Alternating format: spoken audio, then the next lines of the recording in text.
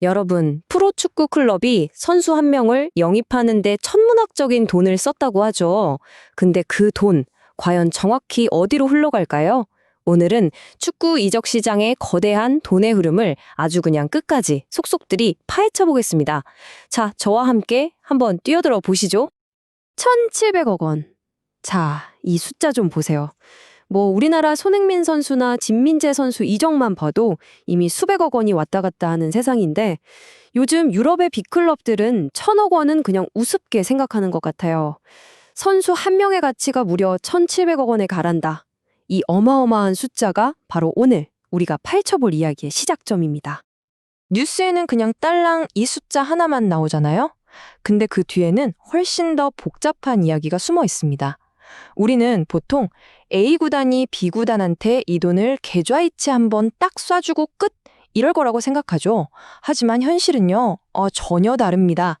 지금부터 이 돈의 여정을 함께 추적해 보시죠. 자, 그래서 가장 먼저 깨야 할 오해가 바로 이겁니다. 이적료는 일시불로 지급되는 게 아니에요. 우리가 온라인 쇼핑하듯이 한 번에 계좌이체로 딱 끝나는 그런 간단한 거래가 절대 아니라는 거죠. 그럼 실제로는 어떻게 지급되냐고요? 자, 이 슬라이드를 보면 돈의 흐름이 한눈에 들어오죠. 이적료는 크게 세 덩어리로 나뉜다고 보시면 돼요. 먼저 계약서에 도장 찍는 순간 주는 선금이 있습니다. 일종의 계약금 같은 거죠. 그리고 가장 큰 덩어리, 바로 분할금인데요. 이걸 계약 기간에 걸쳐서 예를 들어 5년 계약이면 5년 동안 쪼개서 내는 겁니다. 마지막으로 선수가 얼마나 잘하느냐에 따라 주는 보너스가 있는데 이건 조건이 아주 흥미롭습니다. 이 보너스 조건이 생각보다 훨씬 더 촘촘하고 어떻게 보면 좀 쪼잔하기까지 합니다. 그냥 우승하면 얼마 줄게 이 정도 수준이 아니에요. 계약서에는 리그 30경기 이상 출전하면 얼마, 시즌 15골 이상 넣으면 또 얼마, 이런 식으로 아주 구체적인 조건들이 깨알같이 적혀 있습니다. 최근에는 보장된 금액만 수천억 원이고 이런 옵션을 다 채우면 이적료가 거의 2배로 뛰는 그런 계약까지 나오고 있죠. 아니, 근데 왜 이렇게 복잡하게 나눠서 낼까요? 이건 구단의 재정 건전성이랑 아주 밀접한 관련이 있어요. 우리가 집 살 때 대출 받아서 매달 나눠 갚는 거랑 똑같다고 보시면 돼요. 구단도 거액의 이적료를 나눠서 내면서 당장 현금이 확 나가는 걸 막는 거죠. 회계적으로도 이게 훨씬 이득이거든요. 5년 계약이면 1,700억 원짜리 자산을 매년 340억 원씩 비용으로 처리하는 이른바 감가상각이 가능해지니까요. 물론 위험도 있죠. 선수가 만약에 부상으로 못 뛰게 돼도 약속한 분할금은 계속 갚아야 하는 그런 부담이 생기는 겁니다. 자, 그럼 이 1,700억 원이라는 거대한 파이, 이걸 정확히 누가 나눠 갖게 될까요? 그 구조를 바로 한번 살펴보겠습니다. 이 차트가 전체적인 그림을 아주 잘 보여주네요. 당연히 가장 큰 몫은 선수를 판매한 원래 소속팀이 가져갑니다. 하지만 그게 전부가 아니라는 게 핵심이에요. 선수랑 구단을 연결해준 에이전트와 중개인들이 상당한 몫을 챙겨가고요. 심지어는 그 선수를 어릴 때 키워낸 유소년 클럽들에게도 일부가 돌아갑니다. 자, 그리고 여기서 핵심이 나옵니다. 가장 큰 돈을 받은 이 판매 구단조차도 그 돈을 그냥 은행 금고에 넣어두는 게 아니라는 사실. 그 돈은 곧바로 다시 축구 산업 생태계로 흘러 들어갑니다.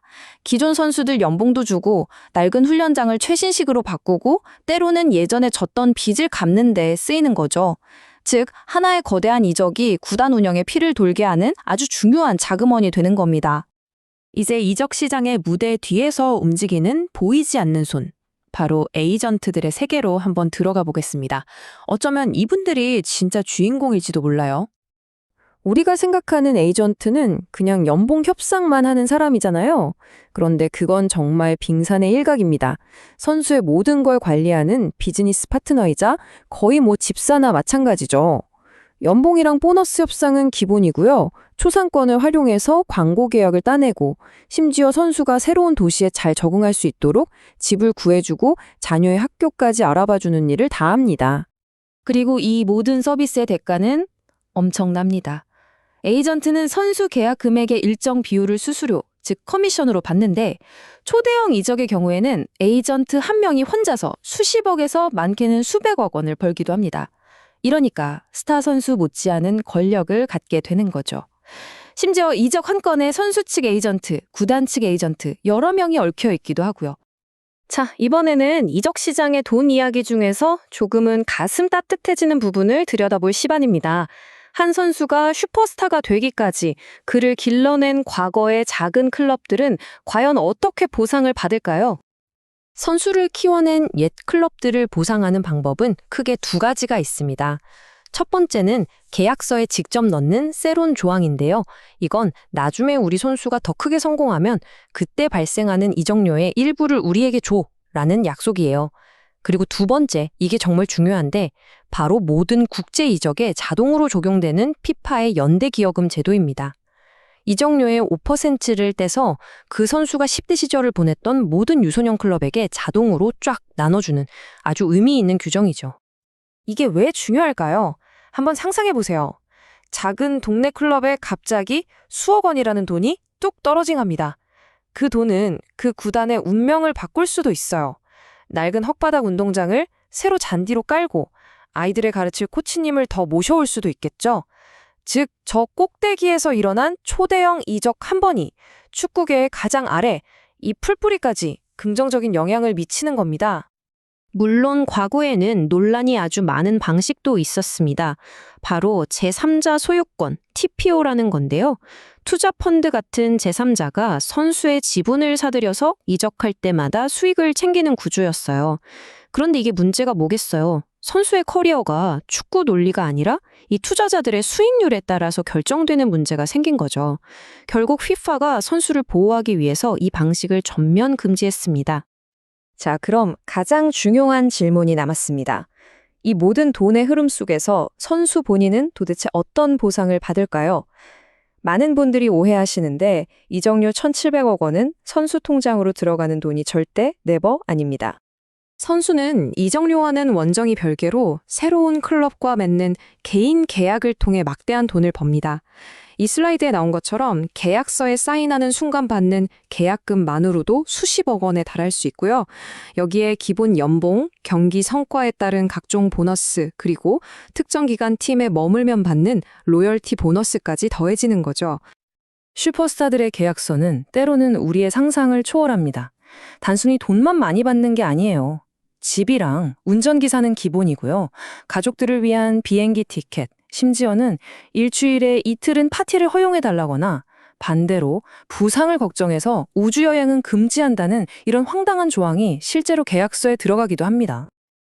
자, 이제 시야를 넓혀서 오늘날처럼 이렇게 거대한 이적 시장이 과연 어떻게 만들어졌는지 그 역사적인 배경을 한번 살펴보겠습니다.